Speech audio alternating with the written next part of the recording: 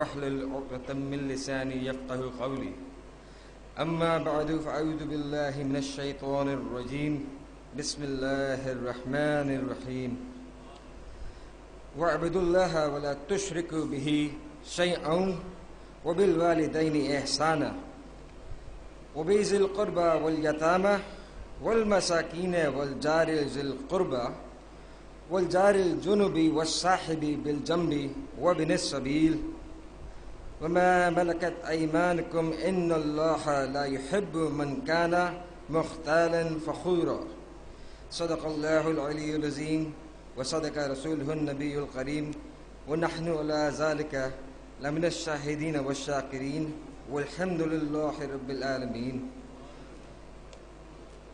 Dear Islamic brothers, dear countrymen, dear friends, seniors, sisters, I have no speech capability in me, and whatever I am reading before you are the words of His Holy Highness, my spiritual guide, and according to His order, I stand here to speak before you His words, translated in English, and here it goes.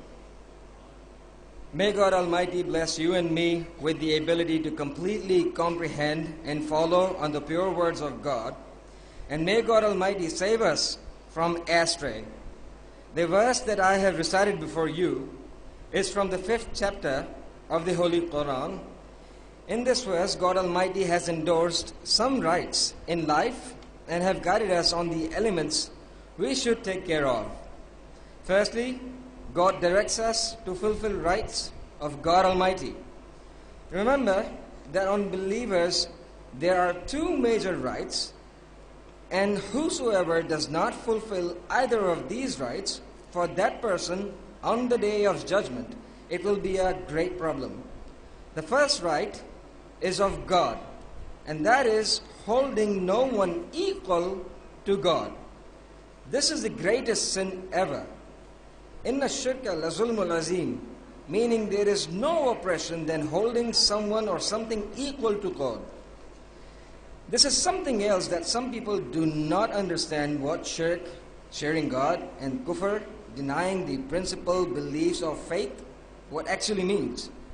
One must understand that every believer's belief is that neither anything nor anyone is equal to God, not even equal to the attributes of God.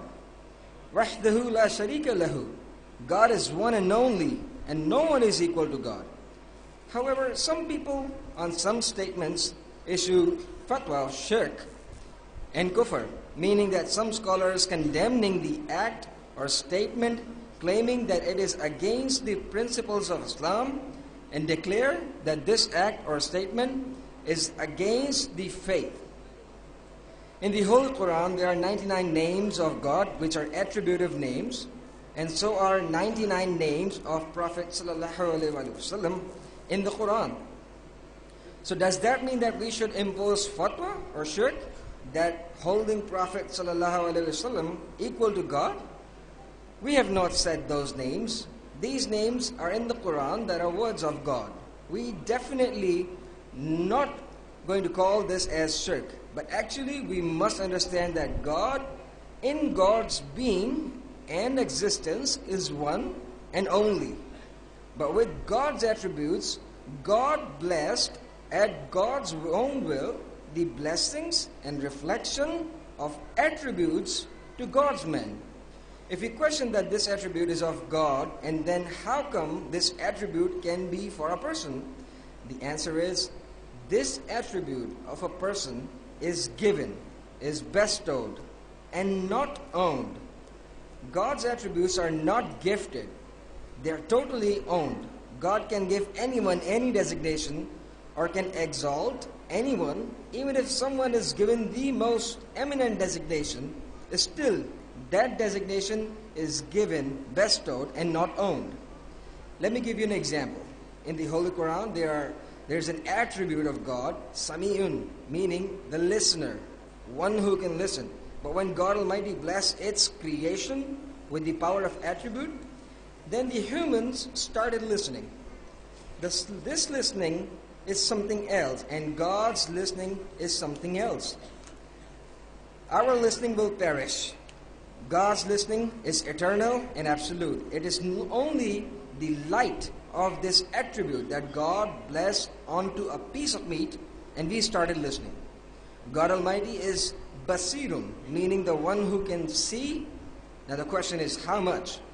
God can see skies, 7 cores of earth, heaven, hell, homes, mountains, and throughout everything. God's seeing is eternal and absolute. But when this attribute that God blessed onto a piece of fat, we humans start seeing. Now if Prophet Sallallah-u-alaih-i-wa-sallam is given eminence and have been exalted, is God's messenger, and is better than every human in every creation, and if Holy Prophet can see, can speak, can teach, can educate not only humans but create creatures that are not visible, so we will be calling Prophet as God or equal to God? Of course not. God Almighty has not only exalted Holy Prophet but have also set designations and bestowed designations to God's men. Let me speak about it with reference from Holy Quran. In the Holy Quran there is a surah named Surah Naml.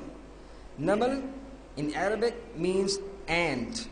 Since this is not my topic, but let me summarize that when King Solomon, Prophet Solomon, was flying in the sky from one location to the other on his thorn, while it was in the air on another place, a queen ant summoned the ants of its community and ordered them to hide into their holes before Prophet Solomon's thorn lands, and may all ants do not get shattered and die under the feet of Prophet's men. Prophet Solomon was in the sky and he heard this and smiled. When Prophet Solomon landed there, he asked the queen of ants, "Do I sound to you like an oppressor, that you told your ants that I'm about to land here with my men?" The ant replied, "No, dear Prophet, you are pious and merciful. It is a precautionary measure. It is a precautionary measure that I had to take, as it is my responsibility to protect my ants. On the contrary, the rulers of our country and their kids, when they travel, hundreds of cars, gave them protocol and security, thousands of police protect them. They are afraid of public, whereas that ant is protecting its public. Here, public is protecting the ruler. May God bless them with wisdom. What was owned by Muslims, gradually the West is adopting. They read Quran more than us, they research on it more than us, whereas we keep in our cupboards and drawers. They ponder and do their research on each word, figuring the reasons behind each phrase and word they gain from it. Now tell me, can you listen to the sound of an ant? If anyone puts an ant into your ears, would you still be able to listen? Even if you listen, would you be able to understand the language?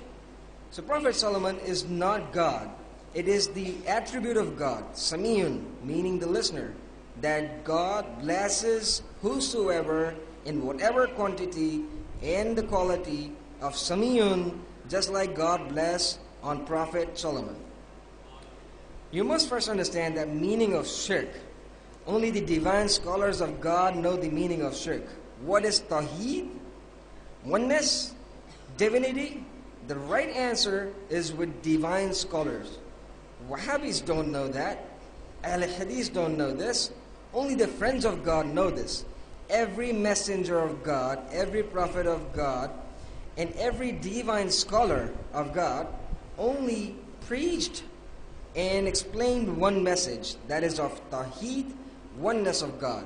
They teach you divinity. May God Almighty save all believers from shirk and bless all believers with the concept and understanding of oneness and divinity. We will continue this portion of topic in the next week. وَمَا عَلَيْنَا إِلَّا الْبَلَاغُ.